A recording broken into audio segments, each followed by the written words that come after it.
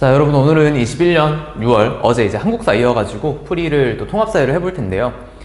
빠르게 30분 정도 해가지고 우리 한국사도 30분 조금 넘었더라고요. 그래서 요거 빠르게 마무리 한번 하고 또 오늘 학습 이어갈 수 있도록 해봅시다. 자, 어느 단원의 어떤 개념인지를 여러분이 잘 파악하면서 오셔야 합니다. 알겠죠? 자, 보면 다음 사례와 관련하여 AD의 관점에서 탐구할 수 있는 적절한 활동만을 보기에서 고른 것은 이라고 되어 있지. 자, 보면은 지금 뭐 시간적 관점, 공간적 관점, 사회적 관점, 윤리적 관점이라고 해가지고 우리가 지금 사회가 굉장히 다원화되고 복잡하잖아. 그래서 각종 여러 가지 문제를 우리가 해결하기 위해서 보다 그런 통합적인 관점이 필요가 돼. 그래서 어떤 사회 현상이나 어떤 문제점들을 보다 좀 종합적으로 살펴볼 수 있겠죠. 궁극적인 해결 방안도 살펴볼 수 있고요. 근데 여기 있는 문제는 이제 뭐냐면은 이 화장장 건립. 굉장히 여러분 이 클래식한 유형이죠. 많이 나왔던 지문에서 많이 나왔던 유형인데 화장장은 대표적으로 여러분 기피시설이야. 기피시설. 그래서 우리 지역에 들어오는 것을 대부분 꺼려하는 시설이죠. 그래서 화장장 건설에 따른 어떤 갈등에 대해서 지금 말을 하고 있는 건데 밑에 관점에 따라서 우리가 살펴봐야 할 것이 옳은 것을 찾으면 됩니다. 자, 볼게요. 이렇게 볼까? 자, A, 시간적 관점이래. 근데 A, 화장장 건립의 입지 조건 조사기. 여러분, 입지 조건이라는 것은 어떤 공간을 의미하지. 공간적 관점을 말하고요. 니은, 연도별 화장 비율의 변화 조사하기. B가 이제 공간적 관점인데 여기는 연도별이래. 연도별은 여러분 과거와 현재 어떤 흐름을 살펴보는 것이기 때문에 시간적 관점이 돼야겠죠. 그쵸? 메모하셔야 돼요, 여러분. 풀이. 다음에 디귿 C, 사회적 관점이에요. 화장장 건립 예정지 주민을 위한 보상제도. 여러분, 보상제도. 그치? 법이나 제도 같은 거, 규범 같은 거. 규범은 여기고요. 법이나 제도 같은 것들을 살펴보는 게 바로 사회적 관점입니다. 맞죠? 다음 리을 D, 윤리적 관점. 갈등 해결을 위한 바람직한 시민 태도 알아보기. 윤리적 관점 맞죠? 그래서 답은 디귿하고 리을이고 틀린 것은 왜 틀렸는지 여러분이 올바르게 고쳐놓으면 좋겠습니다. 1단원에 해당하는 문제였고요. 자, 2단원 2번 2단원인데요. 밑줄 친 이 지역의 특성으로 옳은 것은 페루, 쿠스코, 하늘도시 세계문화유산이라고 되어 있고요. 밑에 설명을 먼저 보고 올게요, 여러분. 뭐 판초를 입고 있고, 판초 이 원주민들의 어떤 전통 의상이지. 그 다음에 이 지역은 연중 봄과 같이 온화하지만, 여러분 연중 봄과 같다는 말이 상춘 기후를 말해. 그래서 연중 기온이 한 15도에서 18도, 20도가 채 안 되거든요. 이렇게 일정하게 유지가 됩니다. 오히려 여기는 이제 일교차가 더 커, 연교차보다. 자, 아침 저녁으로 쌀쌀하게 일교차가 큰 편입니다. 그래서 원주민들은 보온을 위해 알파카나 라마의 털로 만든 판초를 즐겨 입습니다. 그럼 여기는 적도 부근이죠. 영도라고 영도로 되어 있지. 그래서 적도 부근에 위치하고 있는데 연중 봄과 같은 날씨가 나타나려면 해발 고도가 높아야 돼. 이 해발 고도가 100m 정도 올라갈 때마다 0.6도 정도 이제 온도가 내려가거든요. 자, 그래서 보통 한 3000m 이상의 이런 도시들을 우리는 고산 도시라고도 하고요. 그 다음에 열대 고산 기후 A, H라고 배운 학교도 있을 거고 아직은 그냥 고산 기후라고만 배운 학교도 있을 겁니다. 자, 그래서 여러분 여기는 이 안데스 산지가 이렇게 지나가요. 신기조산대, 굉장히 좀 높은 산지죠. 그래서 지진도 많고요. 자, 그래서 여기에 위치하고 있는 대표적인 고산 도시 쿠스코입니다. 열대 고산 기후에 대한 설명 한번 찾아볼게. 그러면은 1번 고위도에 위치한다. 여러분, 고위도에 위치한다라는 것은 뭐 냉대 혹은 한대에 가깝겠지. 이제 적도로부터 이 위로도, 북반구 같은 위로 계속 올라가겠죠. 그 다음에 남반구 같은 아래쪽으로 계속 내려가겠죠. 고위도. 한대기후, 툰드라하고 빙설, 우리 배웠죠. 그치? 그 다음에 2번 열대림이 넓게 분포한다. 열대림이라는 것은 여러분 열대우림을 말합니다. 알겠죠? 그 다음에 3번 해발 고도가 높은 곳이다. 답입니다. 그죠? 그 다음 4번 바다와 가까워서 어업에 유리하다. 이거는 굉장히 좀 포괄적이야, 여러분. A도 되겠지. 당연히 되지. 그 다음에 그러니까 열대기후, 온대기후, 냉대기후, 한대기후 다 돼요. 다 돼. 알겠지? 뭐 빙설 기후는 좀 어려울 수 있겠죠, 여러분. 꽝꽝 얼어있는 것도 어려울 수 있겠지만 툰드라 같은 곳에서 물고기 잡습니다. 자, 그 다음 5번 계절풍의 영향으로 벼농사가 활발하다. 요거는요, 여러분이 조금 자세하게 살펴보면 계절풍의 영향을 크게 받는 두 기후가 있어. 그게 뭐냐면 열대 계절풍 기후라고 해서 AM 몬순, 열대 몬순 기후라고 하고, 그 다음에 온대 계절풍 기후. 또 우리가 이제 살고 있는 곳이죠. 그러니까 우리나라 같은 경우는 좀 섞여 있어. 뭐냐면 온대 계절풍하고 그다음 뭐 온대 겨울 건조, 그다음 위쪽은 북한 지역은 냉대 이렇게도 섞여 있는데 뭐 일본 지역이라던가 아니면 중국 남부 지역이라던가 이런 곳들은 온대 계절풍 기후가 되고 벼농사를 많이 짓습니다. 알겠죠? 열대 몬순, 타이, 태국이죠? 태국, 미얀마 이런 곳들도 많이 벼농사를 짓게 되고. 자, 그 다음에 3번. 다음은 어느 사상가와 나눈 대화이다. 가에 들어갈 내용으로 가장 적절한 것은, 자, 이번 여러분이 시험 공부하면서 1단원이 안 들어가는 학교는 없으니까 모두 공부를 열심히 다 했던 학자고, 아마 이 학자가 나왔으면 거의 맞췄을 거라고 생각을 해요, 여러분. 자, 봐봐. 행복이란 무엇인가요? 1단원이죠. 행복은 쾌락이며 몸에 고통이 없고 마음의 혼란에서 벗어난 평온한 상태야, 여러분. 그러면 언제니? 헬레니즘 시대의 행복관이죠. 그렇죠? 그래서 이분 누구냐면 에피쿠로스입니다. 에피쿠로스. 지속적이고 정신적인 쾌락을 추구했던 분이에요. 그렇다면 행복을 실현하기 위해서는 어떻게 해야 하나요? 자연적이고 필수적인 욕구만 추구해야 돼. 그죠? 이걸 최소한으로 충족하면서 뭐 식욕이라던가 수면욕 같은 거 있겠죠. 이런 것들은 여러분 자연스러운 거고 필수적이야. 맞지? 명예욕 같은 거, 권력 이런 거는 여러분 반대로 최대한 추구하면 어때? 불행해질 수밖에 없겠죠. 그래서 이걸 멀리합니다. 자, 충족하면서 밑에 보면은, 자, 모든 욕구를 부정하는 사람. 아니야, 모든 욕구가 아니고요. 아까 자연적이고 필수적인 욕구는 충족을 해야 돼. 부와 명예 필요할 수도 있겠지. 근데 이것만을 획득하도록 노력하는 것은 또 안 되죠. 세 번째, 과도한 욕심을 버리는 절제된 태도. 그죠? 과도한 욕심을 버리는 절제된 태도를 지녀야 합니다. 답은 3번이었고, 그 다음에 4번, 정신적 쾌락이 아닌 육체적 쾌락만을 추구해야 합니다. 반대예요, 여러분. 육체적 쾌락 말고요, 지속적이고 정신적인 쾌락을 추구합니다. 알겠죠? 여기 써놨어. 그 다음에 5번, 몸의 고통이 계속되어도 경쟁에 집착하는 태도를 지어야 합니다. 얘들아, 몸의 고통에서 벗어난 거라며, 그치? 5번 하면 안 되겠죠. 그래서 답은 3번. 뭐 어렵지 않게 찾을 수 있었을 거야, 여러분. 그 다음에 4번, 역시나 우리 2단원에서 나오는 인간과 자연의 어떤 관점, 관계죠. 자, 보면은 토양에서 식물이 자라고 동물은 그 식물을 먹고 그들의 배설물은 토양의 영양분이 되는 것처럼 모두 다 연결되어 있대. 자연은 하나의 유기적인 전체입니다. 인간도 자연의 평범한 구성원 중에 하나래. 여러분, 이 생태계를 구성하고 있는 다양한 요소 중에 우리 인간도 하나의 이제 이 구성원 중 하나라고 보는 겁니다. 자, 그래서 생태 중심주의 관점입니다. 그죠? 그럼 1번. 인간은 자연보다 우월한 존재이다. 인간 중심주의지. 그렇지? 인간만이 뭐 본래적인 가치, 내재적인 가치를 지니고 있다라고 하는 거고. 2번. 인간과 자연은 서로 관계없는 별개의 존재이다. 이건 이분법적 관점이죠, 여러분. 이제 인간하고 자연을 이렇게 나눠서 보는 거죠. 아니고.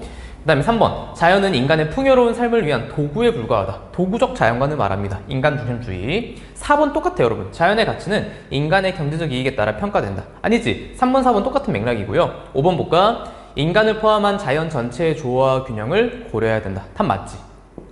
근데 이 생태 중심주의의 한계점도 있어. 뭐냐면 약간 인간의 개입을 아예 이제 추구하지 않는 어떤 비현실적인 측면도 있고요. 그다음에 또 너무 이것만 추구하다 보면 이 생태계 전체를 위해서 개별 생명체들 혹은 개별 어떤 생태계가 파괴가 되어도 된다고 하는 어떤 환경 파시즘적 측면이 등장할 수도 있다.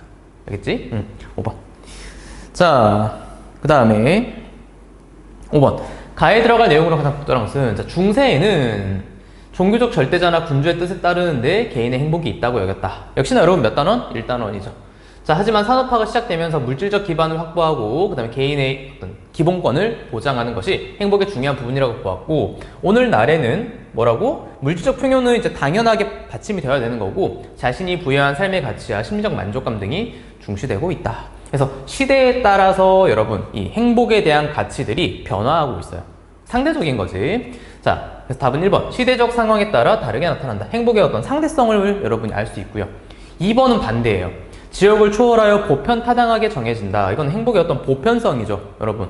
뭐 있겠어요? 뭐 맛있는 음식이 갖추어졌을 때, 그 다음에 또 민주주의가 실현될 때, 그 다음에 또 질 높은 정주 환경이 보장될 때, 이런 것들은 다 보편적인 거죠. 3번. 타인과의 비교를 통해서, 여러분, 비교를 하다 보면 끝도 없어. 정말. 여러분도 아마 느끼겠지만 성인이 돼가지고 사회생활을 하다 보면은 비교를 하다 보면 끝이 없어요, 여러분. 뭐 예를 들어 자동차 같은 것도 여러분이 뭐 A라는 자동차를 타. 근데 친구는 B라는 자동차를 타. 근데 B가 더 좋아 보여. 근데 C라는 자동차를 보니까 더 좋아 보여. 끝이 없어요, 여러분. 그래서 이런 비교는 결국은 불행하게 만드는 지름길입니다. 3번. 의식주 등 기본적인 욕구와 상관없이가 아니고 여러분 기본적인 욕구는 충족이 되어야 됩니다. 5번. 소수 지배자의 통치 목적을 실현하기 위해 그 위에 있잖아 여러분. 그치? 북한 같은 경우에는 이렇게 돼서 행복하니? 안 행복하겠죠. 그렇죠? 민주주의가 실현되지 않자. 답은 1번. 그 다음에 6번. 자, 다음은 학생 필기 내용의 일부이다. 가마에 들어갈 내용으로 적절하지 않은 것은. 지금 보니까 도시 문제 해결 방안 이제 3단원에 대한 거고, 이 3단원은 이제 1학년 여러분이 1학기지? 1학기 중간고사에 해당하는 부분이 많을 겁니다. 중간고사가 아니고 기말고사에 들어가겠구나. 중간고사 봤으니까요. 자, 그래서 여러분이 3단원 거 보시면요. 자, 문제점과 해결 방안 보자. 수질오염은 여러분 개인적 차원에서 해야 될 게 샴푸, 세제 등의 사용을 자제해야 되고, 그럼 사회적 차원에서는 여러분 어떻게 해야겠어? 수질오염? 뭐 이 오염물질을 배출하는 걸 제재를 해야겠죠. 그치? 다음에 이제 교통체증 같은 경우에는 개인적 차원에서는 뭐 대중교통을 이용한다던가, 사회적 차원에서는 여기 있어요 여러분. 요거 승용차 요일제 같은 거 실시해가지고 줄이는 겁니다. 이동수단의 어떤 그 뭐라고 할까요? 혼잡한 부분을. 그 다음에 사회적 유대감이 약화되는 것은 이웃을 배려하는 태도를 함양해야 된다. 그리고 이제 사회적 차원에서 뭐 해야 돼? 그렇지. 어떤 지원 정책을 해가지고 법과 제도, 정책을 마련하는 것이 사회적 차원이 되겠죠. 그래서 이 풀이를 보기를 보시면, 자 1번, 자 발생 원인 인구와 기능의 과도한 도시 집중 맞지? 그 다음에 2번 여러분 보면은 생활 오폐수 배출 및 처리 기준을 완화한다라고 되어 있어. 여러분 기준을 완화하면은 더 버리라는 소리잖아, 그치? 그럼 더 버리면은 더 더러워지겠지, 악화되겠지, 그죠? 그래서 답은 2번입니다. 옳지 않은 거니까. 그 다음에 7번. 자 밑줄친 좀 이렇게 확대해서 볼게. 밑줄친 기억에서 리을에 대한 설명만을 보기에서 있는 대로 고른 것은. 자, 이 단원도 대부분 학교에서 들어갔던 이제 4단원이에요. 안 들어간 학교도 있어요. 동성고 같으면 안 들어갔죠. 자, 보면은 과거에는 신분제에 따른 차별에서 벗어나. 자, 여러분, 차별에서 벗어나는 건 평등권이지. 1세대 인권입니다. 정치적 권리를 보장받는 것 등과 관련된 1세대 인권. 그러니까 이건 참정권이고요. 그래서 자유권, 평등권, 참정권. 우리 1세대 인권이라고 하지. 가장 먼저 보장이 되었던 거고, 좀 독특한 부분은 참정권 같은 것은 시간이 지나면서 계속 확장되어 왔다라는 것. 그 다음에 현대사회에서는 사회의 경제적 환경이 변화하면서 주거권, 문화권, 안전권, 환경권 새롭게 등장하고 있는 뉴 버전의 인권들입니다. 자, 중시되고 있다. 또한 국가와 개인의 관계를 넘어서 국제적인 연대와 협력을 중시하는 연대권, 3세대 인권이지. 그러니까 중간에 빠진 게 이제 여러분 2세대 인권, 국가가 어떤 국민의 기본적인 최소한의 인간다운 생활을 보장해야 한다라는 게 중간에가 이제 빠져 있네요. 그럼 자, 밑에 가서 한번 볼까요? 옳은 거 찾는 거지? 자, 보면 아까 기억은 여러분 1세대 인권이라고 했어요. 그럼 자유권, 평등권, 참정권 맞지? 동그라미. 그 다음에 층간소음 피해 구제 방안은 니은의 보장과 관련이 있다. 니은은 여러분 주거권이었어요. 그죠? 그럼 당연히 관련이 있겠지. 그 다음에 디귿. 디귿은 재난사고의 위험으로부터 안전을 보장받을 권리. 이건 여러분 안전권이에요. 그죠? 이 문화권이 아니고요. 그럼 문화권은 뭐냐? 누구나 여러분 문화생활을 누릴 수 있고 문화 정체성을 유지할 수 있는 권리를 문화권이라 그래. 그치? 보통 이거를 할 때 여러분 문화 소외계층 같은 거, 정보 소외계층 같은 게 또 나오기도 하죠, 개념에서. 자, 리을, 연대권, 인종, 국적 등과 관계없이 인도주의적 구제를 받을 권리는 리을에 해당한다. 여러분, 인도주의적 구제, 인도주의적이라는 말이 쉽게 말하면 인간이라면, 그치? 인간답게 라는 어떤 의미를 여러분이 부여하면 됩니다. 그래서 리을도 맞죠. 그래서 답은 기억, 니은, 리을 4번이고요. 그 다음 8번. 자, 교사의 질문에 적절한 답변을 한 학생만을 고른 것은. 자, 보자. 역시나 행복한 삶을 위한 조건이네요, 여러분. 그럼 1단원에 해당하는 거고, 자, 첫 번째, 질 높은 정주 환경. 할 때 여러분 뭐 택리지 같은 거 나왔었지. 이번에 서술형으로 등장한 학교들도 있었고요. 민주주의 실현. 그 다음에 경제적 안정. 경제적 안정할 땐 여러분이 그 항산과 항심, 맹자, 그 다음에 이스털린의 역설 같은 게 나왔고, 도덕적 실천과 성찰. 누구? 소크라테스. 이런 분들 나왔었죠. 자, 그럼 갑 볼까? 자, 가는 복지, 문화시설 등 인문환경적 요소만을 포함합니다. 여러분, 질 높은 정주환경은 자연환경과 인문환경이 적절하게 조화가 되어야 돼. 물론 현대사회에서는 이런 인문환경을 중요시하는 것은 맞지만 이것만을 포함하는 것은 아니다. 자, 그 다음에 나는 권위주의적 정치문화의 확산을 통해 달성할 수 있습니다. 자, 여러분, 민주주의를 실현하는 것이 어떻게, 그치? 이거랑은 정반대의 소리잖아. 권위주의적, 뭐 독재 같은 걸 말하겠죠. 그 다음에 달을 위해 경제적 불평등 해소, 고용 안정을 위한 노력이 필요합니다. 그쵸? 경제적 안정. 그래서 우리 맹선생이 뭐라고 하니? 뭐라 그래? 군주는 백성들의 일정한 생산 활동을 보장해야 백성들은 일정한 굳건한 마음을 가질 수 있다라고 항산과 항심에 대해서 말을 했었죠. 다음에 정. 자, 나를 위해 바람직한 가치를 행동으로 옮기려는 실천 의지가 필요해 보입니다. 그쵸? 도덕적 실천. 그다음 플러스 성찰까지. 그래서 밑에 쌤이 써놓은 것은 무엇이냐면 자연환경과 인문환경의 조화를 추구해야 한다라는 겁니다. 알겠죠?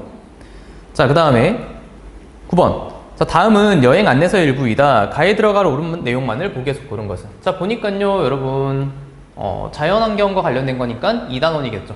자, 보면 지구가 살아있다는 증거. 마그마가 지각에 갈라진 틈을 뚫고 분출하여 형성된 지형. 그럼 여러분, 화산 지형에 대한 거지.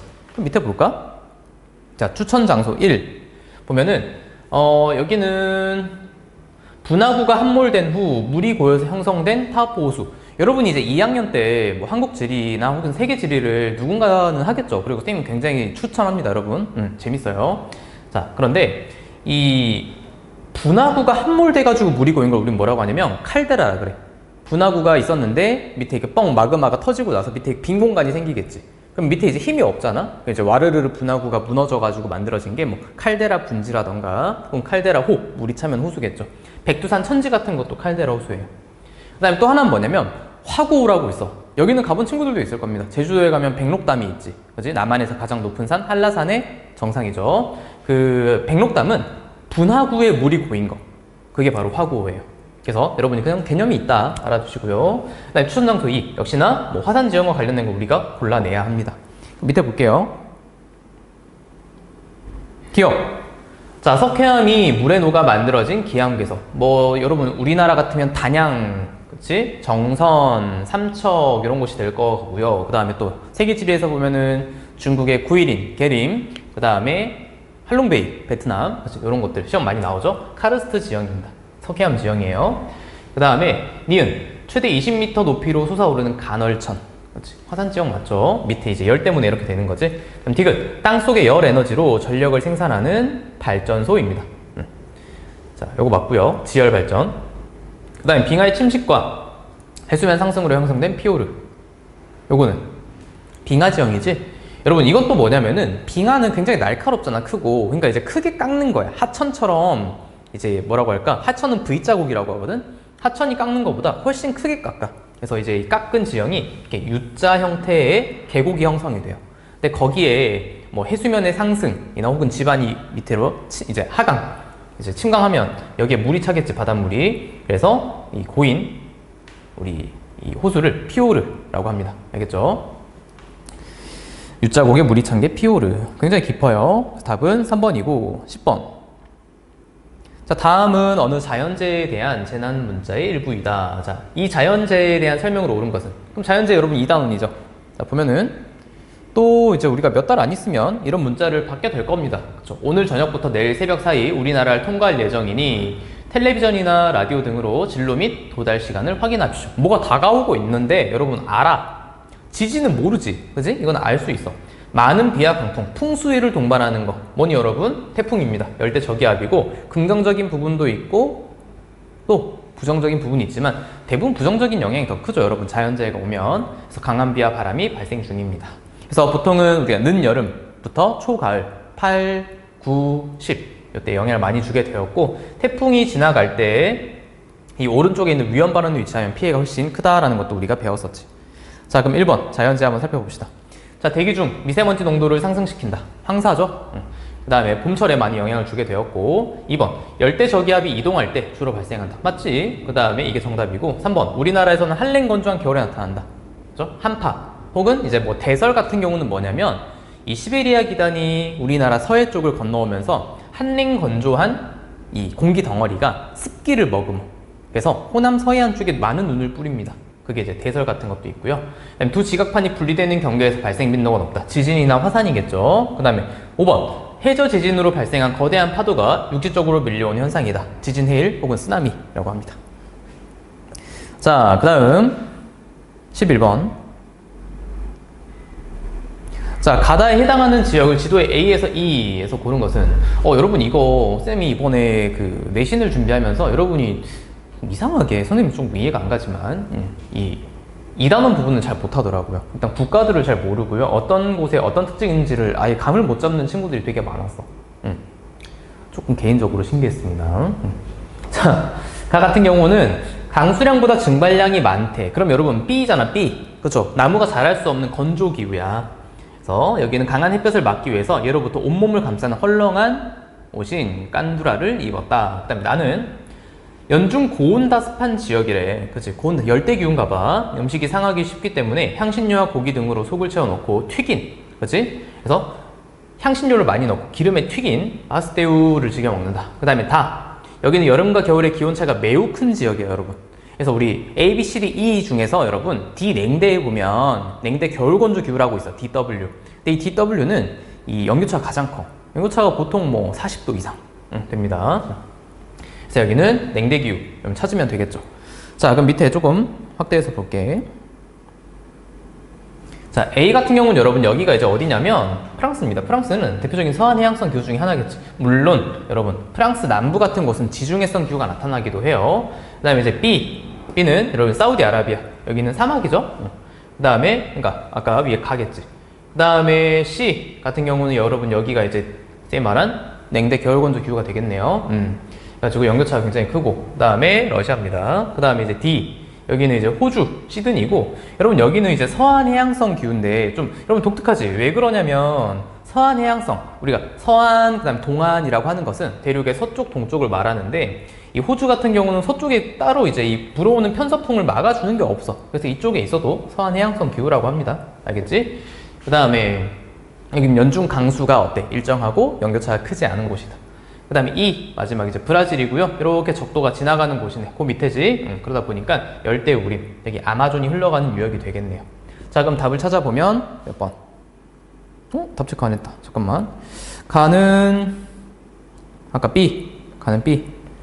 그 다음에 나는 열대니까 E. 다는 그치 C. 답은 4번이 되겠네. 오케이? 4번. 자, 그 다음에 12번. 자, 환경문제 해결을 위한 가나 활동만을 보기에서 고른 것은 자, 볼게요. 역시나 환경문제니까 2단원과 관련이 있겠지. 그죠? 이번 시험 여러분 1단원, 2단원, 3단원의 비중이 되게 많더라고요. 자, 과도한 일회용 플라스틱 포장재를 다시 반납하는 플라스틱 어택 운동이 우리 사회의 변화를 불러오고 있다. 자, 지금 찾아야 되는 게 뭐냐면 정부하고 시민단체야. 환경문제에 관심을 가진 사람들이 여러분 자, 여기 밑줄 그어야겠지. 자발적으로 조직한 건 뭐라고? 시민단체. 그치? 공익활동을 하는 거죠. 자, 이렇게 뭐 서명운동을 진행하고 있고요. 이에 누구는? 그럼 하나 남은 거. 정부는 일회용컵 보증금제, 뭔가 제도를 마련해야 되는 거. 정책을 마련해야 되는 건 누구다? 바로 정부죠. 그죠? 그러면 자, 가는 아까 시민단체였으니까 시민단체는 환경과 관련된 법을 만들고 집행한다. 이건 정부니까 나지, 여러분. 그지? 그 다음에 이윤 추구를 위해 친환경 상품을 생산 유통한다. 여러분, 이윤 추구가 목적인 것은 어디니? 기업이죠. 그 다음에 디귿. 가는 여론을 형성하여 시민단체 여론 형성할 수 있지. 나의 환경정책 결정 과정에 영향을 미친다. 감시 및 비판 활동을 하기도 합니다. 디귿 맞고요. 자, 가나는 환경보호 실천 방안 등에 관한 홍보 및 교육 활동을 한다. 그렇겠죠. 이제 이 둘 다 돼요. 공익 활동을 하는 거 정부와 시민단체 모두가 가능합니다. 답은 5번. 자, 그 다음 13번. 자, 볼게요. 다음 신문 기사를 바탕으로 예상할 수 있는 지역 변화로 적절하지 않은 것은 자, 여러분 여기 보면 중부 내륙 지역에 이제 고속 열차가 다니게 되나 봐. 그러면서 어떤 영향을 우리가 주게 되는지 3단원에 대한 겁니다. 산업화와 도시화가 이루어지게 되면서 변화가 나타나는 모습들. 자, 청량리역과 안동역 사이에 고속 열차 노선이 개통되었다. 시속 260km의 고속열차가 원주, 영주 8개의 역 등을 거치면서 중부 내륙 지역에도 고속철도 시대가 열리게 되었습니다. 그래서 이 4시간 가까이 걸리던 시간이 2시간밖에 안 걸리게 되었다라는 겁니다. 자, 그러면은 변화의 모습으로 옳지 않은 것은요.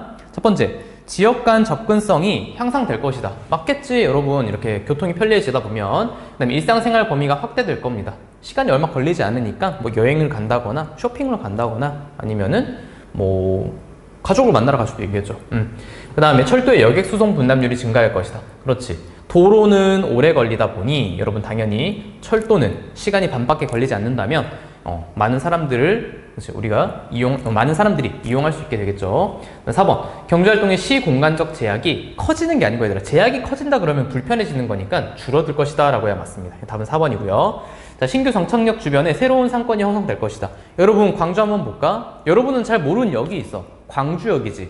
쌤이 아이들한테 물어보니까 아는 친구 반, 모르는 친구 반이야.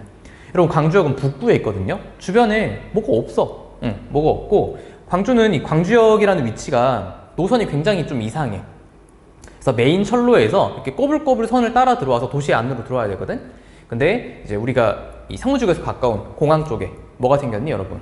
광주 송정역 생겼지. 근데 거기는 이 호남 고속철도가 지나가는 그 길목에 있단 말이죠. 그래서 이 송정역이 들어서면서 송정리 부근은 굉장히 큰 발달을 하게 되었잖아. 상권이 형성됩니다.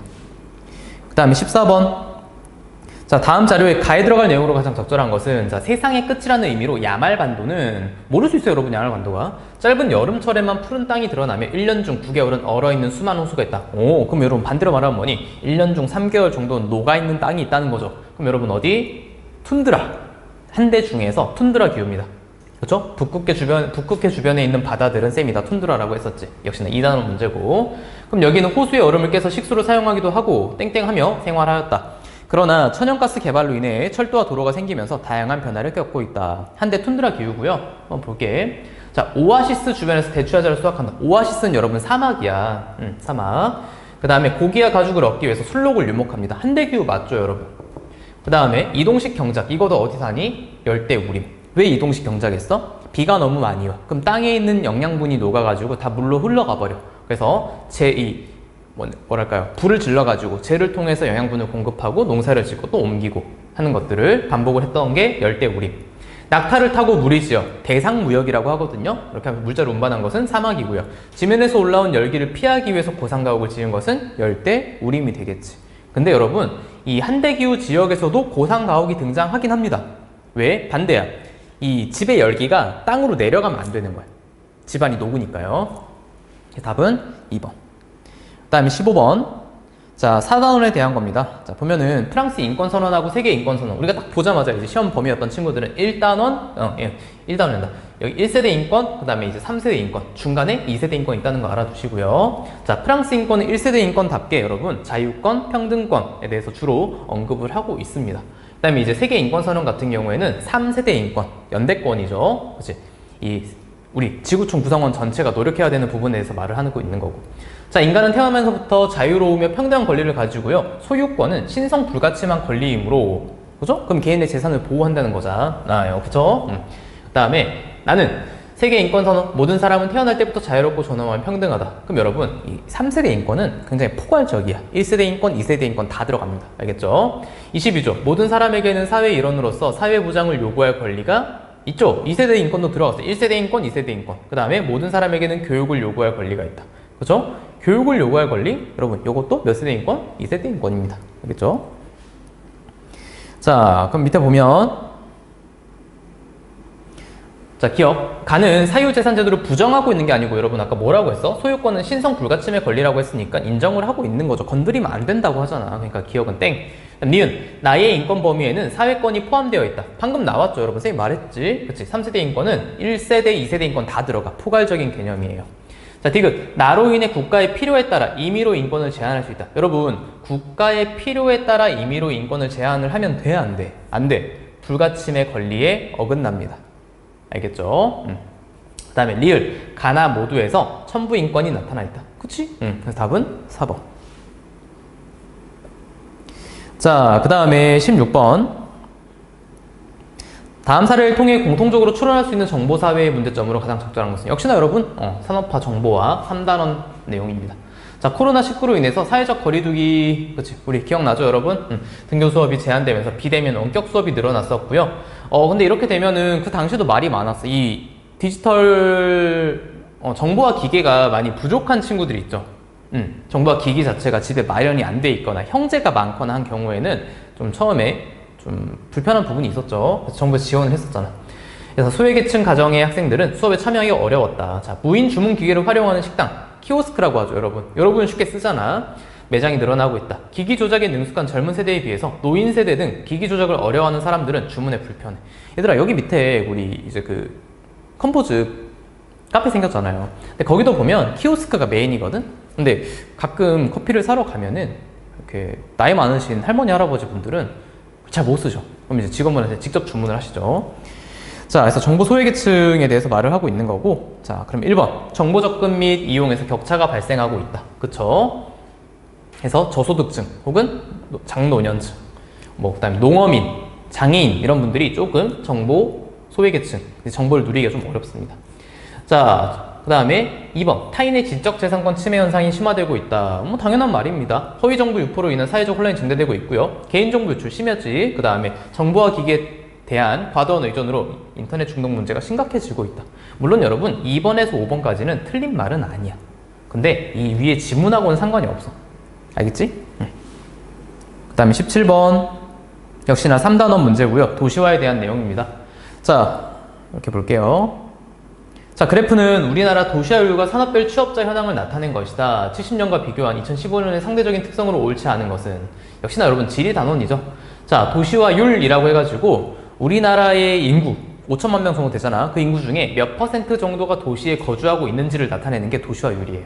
그럼 여러분 여기서 이제 포인트를 3개 정도를 좀 집어낼 수가 있어. 첫 번째, 최근에 2015년에 보면 91.8%래 도시화율이. 그럼 우리나라 인구의 전체의 91.8%, 약 5천만 명 중에 90%면 4,500만 명이지. 그 정도는 도시에 거주하고 있다는 거가 되고, 그 다음에 이 많은 인구가 도시에 거주하고 있는데 면적은 농촌이 훨씬 크거든. 그러니까 각종 도시 문제가 발생을 할 수밖에 없는 거야. 좁은 지역에 많은 사람이 살다 보니.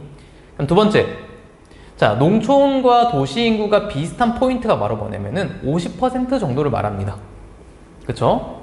그 다음에 60년대 같은 경우에 보면은 39.1%. 그러니까 농촌 인구가 더 많은 거예요, 여러분. 그죠? 61.9% 정도 되겠죠. 반대로 말하면 도시 인구는 39.1%. 그래서 과거와 현재 굉장히 다른 모습을 보여주고 있고, 오른쪽은 이제 산업화에 대한 건데, 우리는 1차 산업 위주의 어떤 사회였지. 농림어업에 종사하는 그런 이 전통적인 사회였는데, 이게 지금은 3차 산업에 대부분 종사하고 있고 1, 2차 산업, 특히 1차 산업 같은 경우에는 많이 줄어들었다. 우리가 이제 경제를 배우면 알겠지만 5단원에서 1차 산업 같은 경우에는 우리나라에 우위가 없어요, 여러분. 그러다 보니까 이렇게 3차 산업에, 그 다음에 2차 산업에 많이 종사하는 모습이 있습니다. 산업화에 대한 겁니다. 그러면 자, 밑줄 밑에 1번. 도시인구 비율이 높다. 그렇죠. 그 다음에 직업의 분화 정도가 높다. 직업이 얘들아 15,000개에서 2만 개 정도 된대. 그치? 그래서 이질적인 주민 구성이다. 여러분 보통 아파트에 거주하고 있잖아. 그러면 옆집, 윗집, 아랫집 다 직업 다르죠.